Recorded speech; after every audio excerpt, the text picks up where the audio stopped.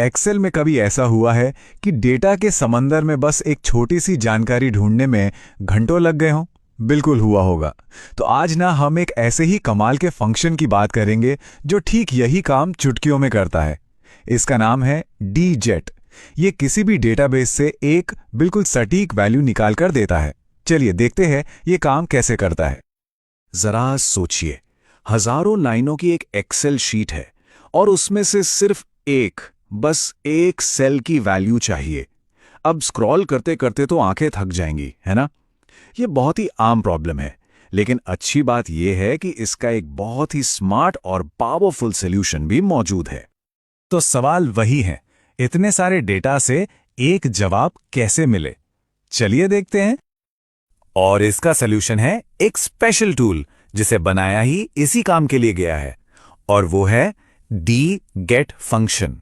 इसको ना एक लेजर बीम की तरह समझिए, जो सीधे डेटा के ढेर में जाती है, अपनी जरूरत की चीज पर पॉइंट करती है और उसे बाहर निकाल लाती है, एकदम सटीक। तो आखिर ये dgt फंक्शन है क्या? चलिए थोड़ा और गहराई से समझते हैं इसको। देखिए, dgt का मतलब बहुत सिंपल है, डेटाबेस गेट, यानी डेटाबेस से कुछ निकालना।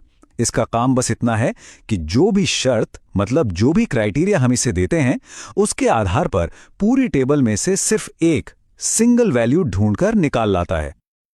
और यहीं पे आता है इसका सबसे जरूरी नियम।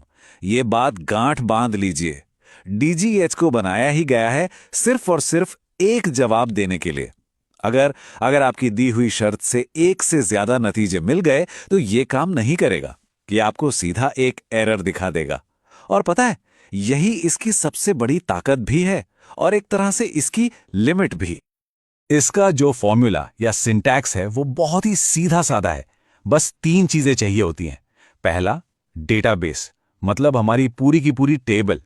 दूसरा, फील्ड यानी वो कॉलम जिसमें से हमें जवाब चाहिए। और तीसरा, क्राइटेरिया मतलब हमारी शर्त कि भाई खोजना क्या है। अच्छा, थ्योरी तो बहुत हो गई। चलिए अब इसे एक्शन में देखते हैं, एक प्रैक्टिकल एग्जाम्पल के साथ। तो मान लीजिए कि हमारे पास ये एक छोटी सी लिस्ट है स्टूडेंट्स की। सिंपल सी टेबल है जिसमें उनका नाम, क्लास और मार्क्स दिए हुए हैं। अब dget को इस्तेमाल करने के लिए ना बस 2 आसान से स्टेप्स हैं। सबसे पहले हमें अपनी शर्त के लिए एक छोटी सी क्राइटेरिया टेबल बनानी होगी, और दूसरा, बस dget का फॉर्मूला लगा देना है, इतना ही। चलिए मान लेते हैं कि हमें सिया के मार्क्स जानने हैं। तो फॉर्मूला कैसे लगेगा? हमारा डेटाबेस हो गया A1 से C5 तक पूरी टेबल। फील्ड क्या है? हमें मार्क्स चाहिए तो हम लिखेंगे मार्क्स। और क्राइटेरिया वो है E1 से E2, जहां हमने लिखा है कि नाम होना चाहिए सिया। और जैसे ही एंटर प्रेस किया, ये देखिए जवाब आ गया 92। एकदम सटीक, कोई कंफ्यूजन नहीं, कहीं और देखने की जरूरत नहीं, बस सीधा सीधा जवाब।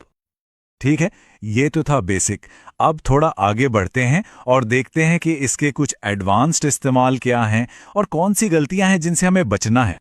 डिजिट की असली पावर तब समझ आती है जब हम एक से ज्यादा शर्तें लगाते हैं। जैसे यहां देखिए, हम उस स्टूडेंट को ढूंढ रहे हैं जो क्लास 10th में तो हो और जिसके मार्क्स भी ठीक 85 हों। तो जैसे हम फॉर्मूला लगाते हैं, dgt दोनों शर्तों को चेक करता है कि क्लास 10 है, हाँ, मार्क्स 85 हैं, हाँ, और इन दोनों से मैच होने वाला सिर्फ एक ही स्टूडेंट है जिसका नाम है रोहन। ये समझना बहुत जरूरी है कि dget का इस्तेमाल कब करना चाहिए। ये एम्प्लॉय आईडी या इनवॉइस नंबर जैसे यूनिक चीजों के लिए परफेक्ट है, क्योंकि वो कभी 2 नहीं होते।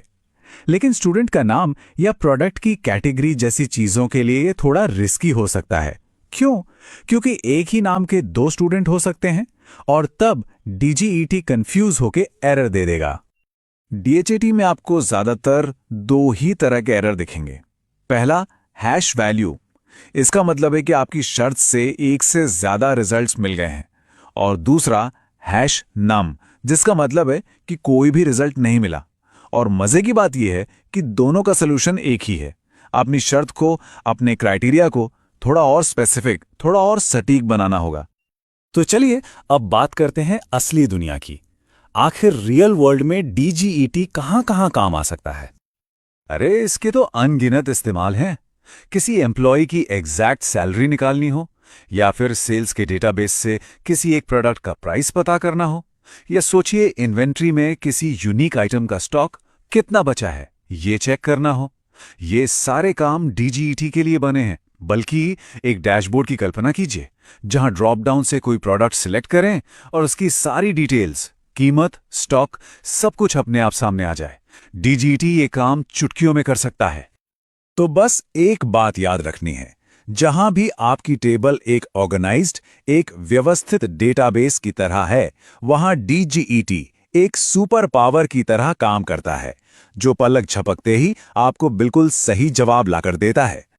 तो अब जब डीजीईटी की ये पावर पता चल गई है, तो जरा सोचिए वो कौन सी मुश्किल डेटा प्रॉब्लम है जिसे हल करने के लिए इसका इस्तेमाल किया जा सकता है।